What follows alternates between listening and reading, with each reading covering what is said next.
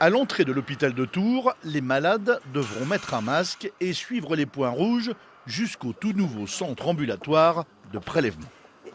S'il n'y a pas de critères d'hospitalisation, les patients repartent à domicile avec des mesures d'hygiène, un lot de masques, des solutés hydroalcooliques pour se laver les mains. Et on leur communique le résultat à l'heure actuelle en 24 heures, mais d'ici probablement dimanche ou lundi, on pourra leur communiquer le résultat en l'espace de 4 heures. Le chef du service infectiologie veut éviter au maximum de faire entrer le Covid-19 à l'hôpital. Mais si l'état de santé du patient nécessite une hospitalisation, 9 chambres comme celle-ci sont prêtes, les médecins aussi. Ce qu'il y a de particulier, déjà, c'est qu'il y a une pression négative dans la chambre. Il y a 2 portes qui isolent complètement la chambre. Et ce qu'il y a de particulier, c'est qu'on n'utilise pas nos stéthoscopes et marteaux réflexes qu'on utilise habituellement. On utilise le matériel dédié qui est là, avec un tensiomètre, un stéthoscope.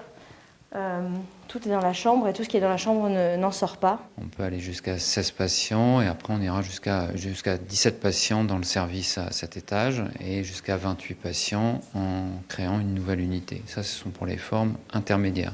Pour les formes plus graves, ça ira en réanimation. Les autorités sanitaires et les responsables de l'hôpital craignent un retour des vacances d'hiver agitées. Il faudra en effet gérer les patients, mais aussi les personnels de l'hôpital qui ont eux aussi pu voyager dans des zones à risque. On réagira en temps réel pour libérer les espaces, éventuellement reporter des patients programmés. La règle, elle est claire, elle est rappelée, elle est de ne pas se rendre à l'hôpital, de ne pas se rendre aux urgences, de ne pas se rendre chez son médecin traitant, d'appeler le 15.